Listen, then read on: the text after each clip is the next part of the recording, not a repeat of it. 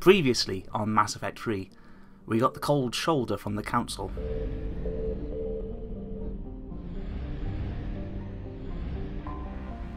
We're headed to Palaven to rescue the Turian leader from the Reaper attack.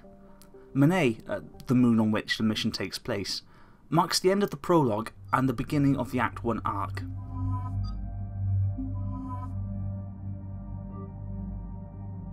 Now, since lots of people in the thread don't seem to have played Mass Effect 3, I'm going to talk a little bit about the class mechanics in this video.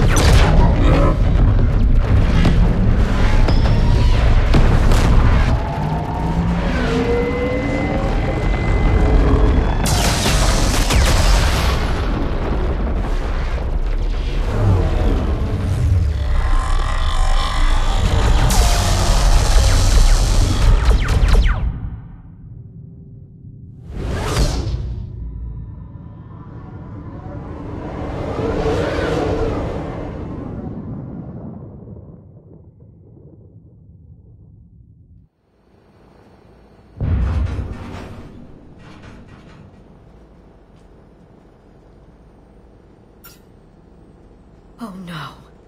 No. Palaven. We have an old friend there. Holy hell. They're getting decimated. Strongest military in the galaxy, and the Reapers are obliterating it.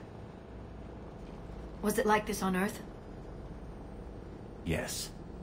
Shepard. I'm so sorry. Yeah. Commander, the LZ's getting swarmed. James, open that hatch.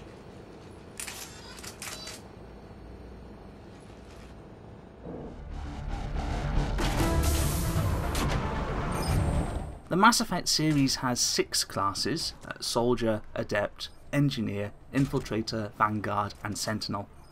Each class has a different power source or sources, either one of combat, biotics or tech.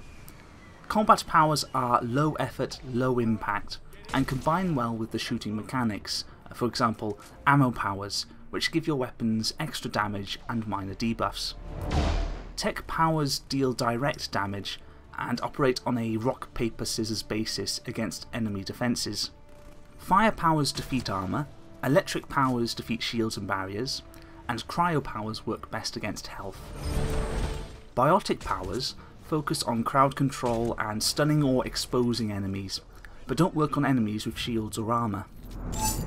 3 of the classes are pure, so a soldier just has combat powers, an adept biotics, and engineer tech, and the remaining 3 are hybrids, combining 2 of the power sources.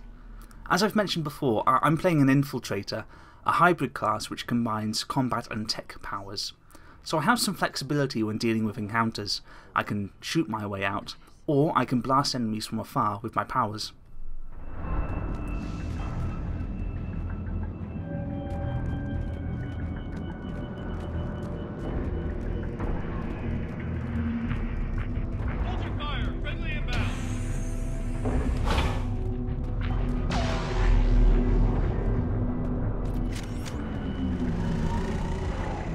Domestic, get your men up on that north barricade. Yes, sir. Sergeant Barnes, find a way to get that comm tower operational. Sir. General? Commander Shepard, heard you were coming, but I didn't believe it. General Corinthus. I've come to get Primarch Fedorian. Primarch Fedorian is dead. His shuttle was shot down an hour ago as it tried to leave the moon. That's gonna complicate things. How bad is it, General? We just lost about 400 men in half an hour. We set up camps on this moon as an advanced position to flank the enemy.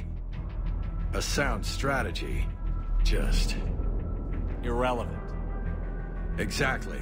The sheer force of the Reapers seems to make them immune to that sort of tactic. The Primarch and his men found that out the hard way. I'm sorry. I hear he was a good man. And a friend. He would have been an outstanding diplomat. So what happens now? The Turian hierarchy provides very clear lines of succession. Right. General Corinthus? With such heavy casualties, it's hard for me to be certain who the next Primarch is. Palaven Command will know. However, at the moment, contacting them is impossible. The comm tower is out. Husks are swarming that area. We can't get close enough to repair it. Don't worry, General. I'll get your tower operational. Thank you, Commander. I'll take care of things on this end. All right, let's go.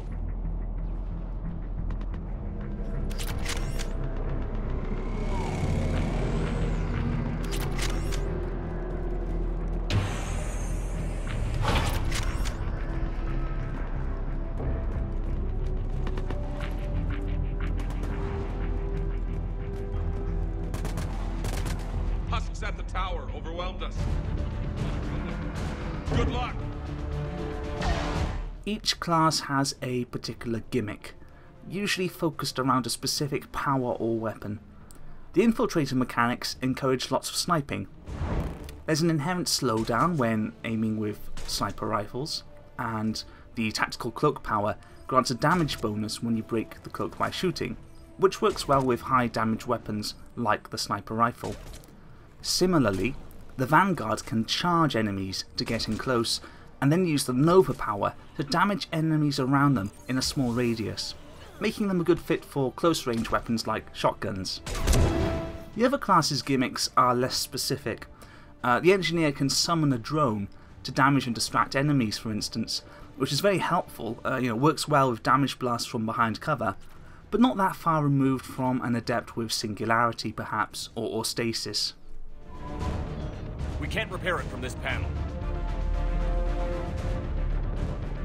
James, you're up for tower repair. On it. Might take me a while, but I'll do my best. Here they come. Ready they are? You bet. Let's take these monsters. There's a lot of these soft limits to the classes in Mass Effect 3, which I prefer to hard limits. Soft limits tend to reward some choices over others. Weapon weight, for instance. So, bigger, stronger weapons have a weight, which slows down your power recharge. Lighter weapons, like pistols and submachine guns, don't. So combat classes, especially the soldier, can use lots of powerful weapons because you don't use combat powers very often. You select Inferno ammo once, and that's it. It's on for the rest of the mission. So a slow power recharge is not a problem. Tech and biotic classes are better off using lighter, weaker weapons because then their cooldowns are so low they can spam their powers very quickly, making it easy to chain combos for bonus damage. You're incentivized to play a certain way, but if you really wanted, you could take a shotgun as an Adept or Engineer, and if you pick the right shotgun, maybe one of the less damaging ones like the Disciple, then you can still have good cooldowns and a half-decent weapon. Let me know when you've got something. In contrast then, hard limits forbid choices instead. So mages not being able to wear armour in Advanced Dungeons and Dragons, or Adepts not being able to carry assault rifles in Mass Effect 2. Sometimes, if the trade-offs aren't balanced right, soft limits can blur into hard limits. In the original Mass Effect, you could use any weapon you wanted, but if you didn't have the right points in the right skill rank, then the weapons were very difficult to use. You couldn't even aim with them. This free choice of being able to use any weapon just ended up being frustrating and disempowering, much like most of Mass Effect 1's mechanics.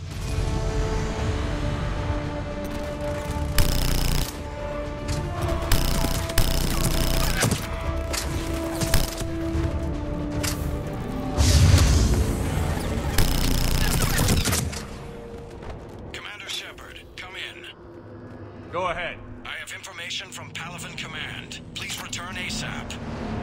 On our way.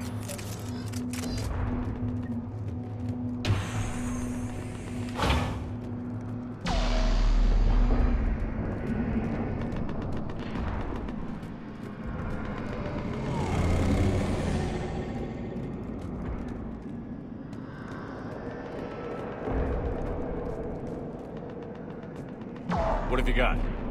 As your partner said, succession is usually simple. But right now, the hierarchy's in chaos. So many dead or MIA. I need someone. I don't care who. As long as they can get us the Turian resources we need. I'm on it, Shepard. We'll find you the Primarch. Garrus. Vicarian, sir. I didn't see you arrive. Garrus is a returning character from Mass Effect 1 and 2, one of the 3 characters to be a party member in every game. He came off a bit flat in the first game, but got more exciting in the second, a stronger backstory, a sense of humour. Garrus can die in the suicide mission in Mass Effect 2. If he does, then there's no replacement for him. You lose a party member, that's it. Good to see you in one piece. I have killed off a few characters from the previous games when creating the save file for this playthrough, which I think is anathema to most fans. Most try to keep everyone alive to avoid missing out on content.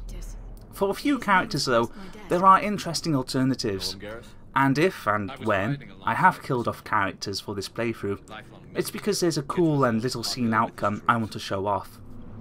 Anyway, Garrus is basically an infiltrator like we are, but he doesn't get to turn invisible though, that's just for us. On Tatris, during the uprisings, his squad discovered a Solarian spy ring about the same time the Turian separatists did. Rather than neutralize the ring, he fell back. He even gave up valuable fortifications which the rebels took. Then the rebels attacked the Solarians, and when both groups had worn each other down, Victus moved back in. Didn't lose a man. Bold strategy, but wild behavior doesn't get you advanced up the meritocracy. Primarch Victus.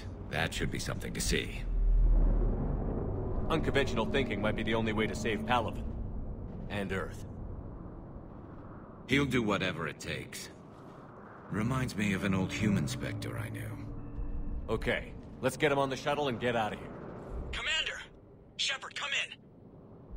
Can this wait, Joker? We're in the middle of a war zone. We've got a situation on the Normandy, Commander. It's like she's possessed. Shutting down systems, powering up weapons. I can't find the source.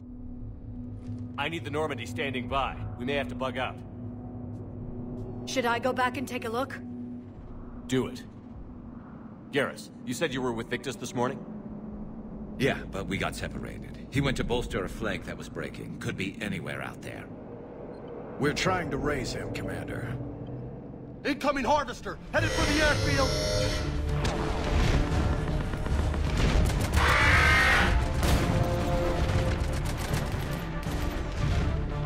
General, tell Primarch Victus we'll rendezvous here.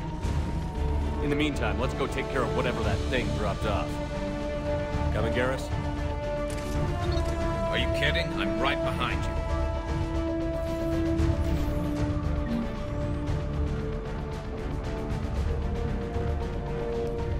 The Reaper faction is very disparate in its visual design, reflecting that it's a hodgepodge of all the different races in the galaxy, sometimes literally. Some enemies are very organic, like cannibals, and are mostly brown and bulbous or rounded. Others are more cybernetic, like the Marauder. Marauders are leader types, like Centurions. They're tougher and meaner than the average space zombie, and their unique ability is buffing the cannon fodder with armor plates. The plates, that kind of reddish stuff on husks and cannibals, isn't like armor as a defense. The plates actually physically protect the enemy from our bullets. We can shoot them off, but that means we won't be doing any damage to the enemy. Cannibals can get armor plates by eating corpses, but most of the time Marauders are responsible.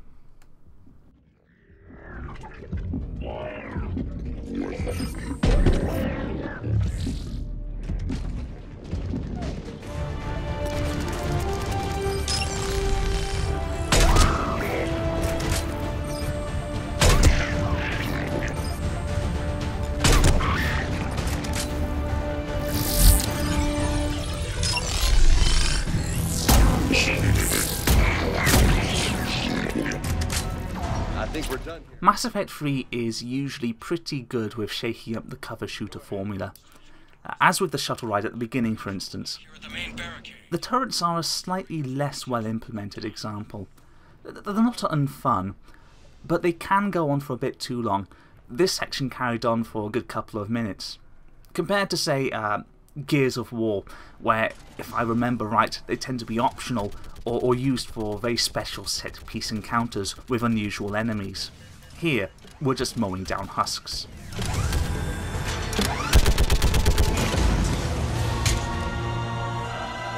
Holy hell! What is that thing? Brace yourself!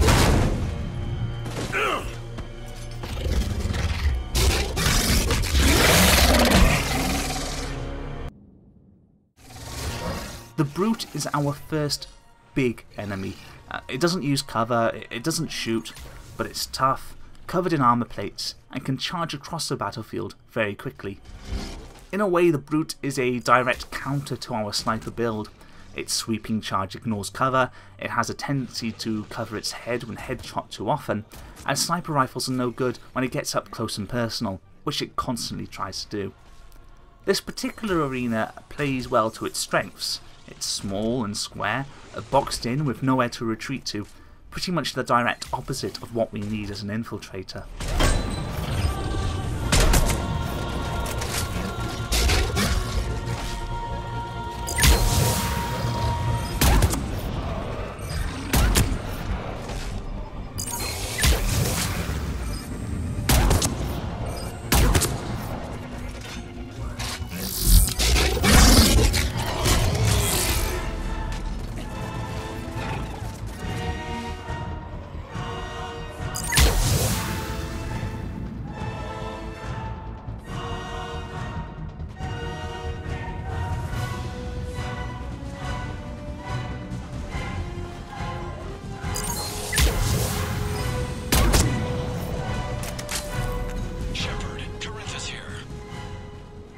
What's the word on the Primarch? Still can't get a stable comm link. Okay, I'm going on foot. Shepard out.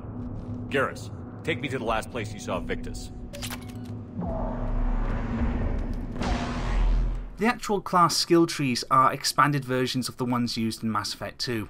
There are 2 extra ranks to each skill, so from 4 ranks up to 6. Each class has a couple more skills as well, usually grenade powers, which were reintroduced for this game. The last 3 ranks of a skill let you customize the effect. You can choose between 2 different options for each rank. For Incinerate, for instance, I could choose to make the effect wider and hurt more people, or do more damage to an individual. At another later rank, I could choose between making it better at damaging armor defenses, or letting it do more damage to enemies afflicted by cryo powers.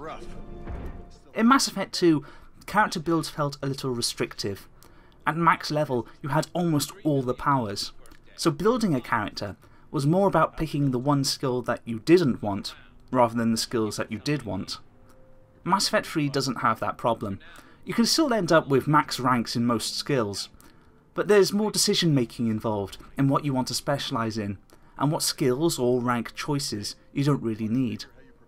And that's fine, because Mass Effect 3 is mostly about making multiple choices many times in combat, rather than making one choice on the level up screen that locks in your gameplay for about 30 hours. When the numbers are solid, when the mechanics are solid, that makes designing actual gameplay a lot easier, and designers can do more interesting things because they aren't always chasing after numbers that don't add up. You can see this with almost every enemy in Mass Effect 3 and how much fun they are to actually fight.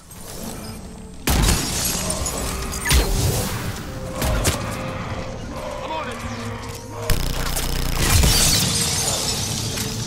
Shit, I hate those things. And New York is crawling with the creepy bastards? I never should have left Earth.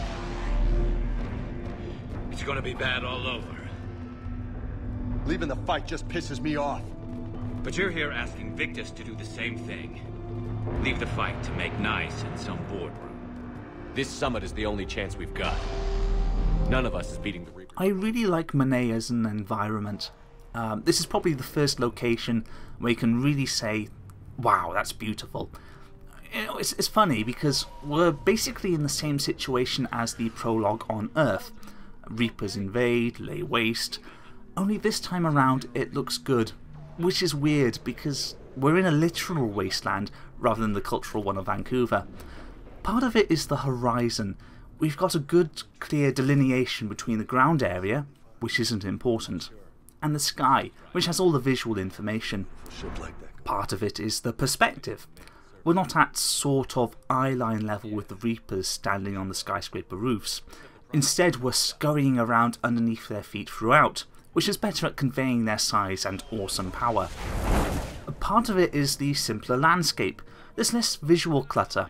The only things on the horizon are Palaven and the Reapers. Even though we have, again, a very limited colour palette, blue, black, grey, bits of red, each colour stands out instead of blurring into one. And, finally, part of it is that it just looks good. I mean, you know, that shot of Palaven, just wow. So, Commander, one thing I want to draw your attention to here, we see the Reapers walking along the surface of Palaven. In the cutscene beforehand, and from Mass Effect 1, we know the Reapers can fly, or float, or hover, or whatever Sovereign does over Eden Prime in the first game. But the Reapers walk here and on Earth, and that's because they're the tripods from War of the Worlds. Probably also the Striders from Half-Life 2 as well, to a lesser extent. Again, this is one of those things that I'm going to tell you is important, but won't explain for several videos yet.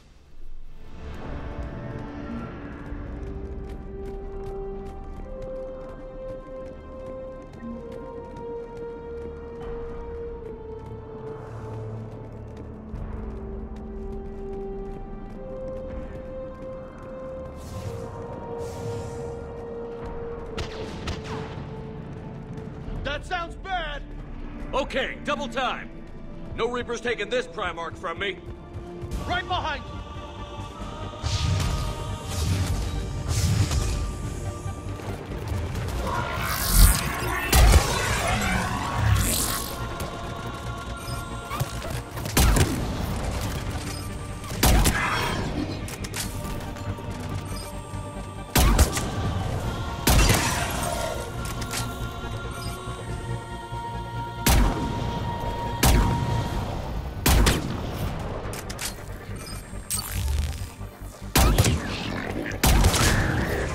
Move into the compound!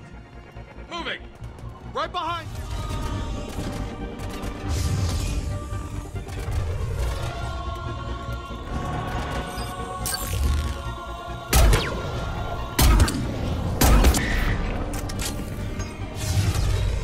Will do! I'm on it! Give it everything you've got!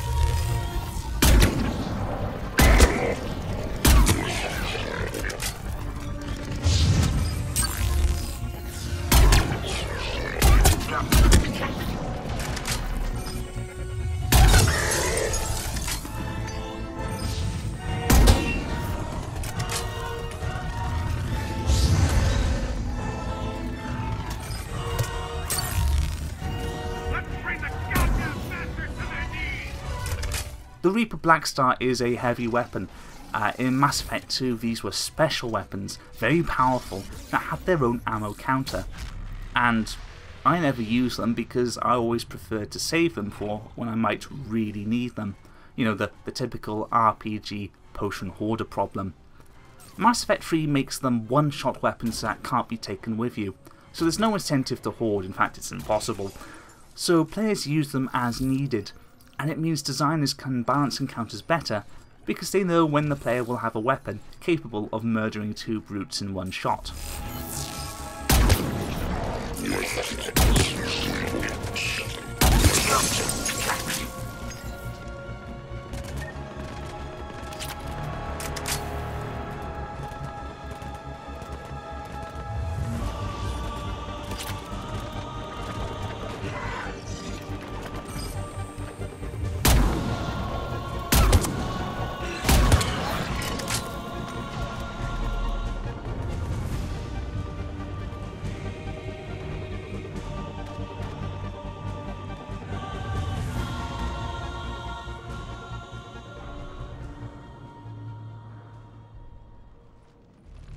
General Victus.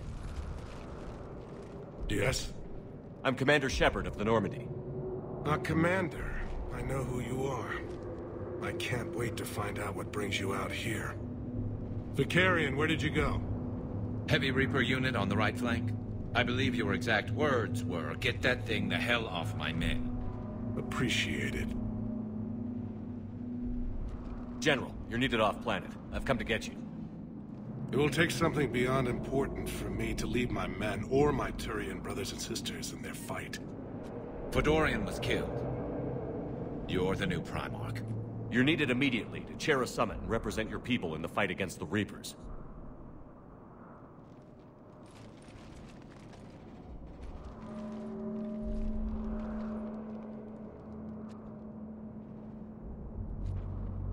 I'm Primarch of Palaven, negotiating for the Turian hierarchy. Yes. I've spent my whole life in the military. I'm no diplomat. I hate diplomats. At the end of the mission, we find Victus and tell him that he must abandon his soldiers to fight the war on another, grander front. It's very much the same decision Shepard faced at the end of the Earth prologue, but seen from the other side. But that kind of passion is deceptive. Can make you seem reckless when you're anything but. War is your resume. At a time like this, we need leaders who've been through that hell. I like that. You're right. And honestly, uniting these races may take as much strength as facing the Reapers. See this devastation, Primarch? Double that for Earth. I need an alliance. I need the Turian fleet.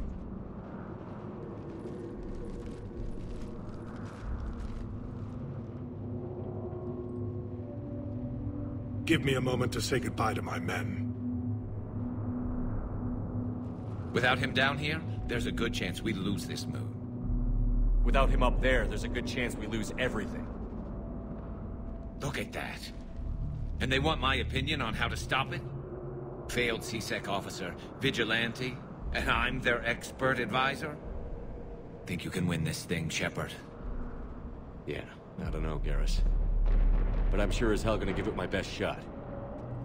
I'm damn sure nobody else can do it. For whatever it's worth, I'm with you. Welcome aboard. Are you ready, Primarch Victus? Unfortunately, he lays a condition on us. One thing. Commander, I appreciate your need for our fleets, but I can't spare them, not while my world is burning. But if the pressure could be taken off Palaven... That's a pretty tall order. We need the Krogan. I can't see us winning this thing without them. Get them to help us, and then we can help you. The Krogan. Looks like your summit just got a lot more interesting.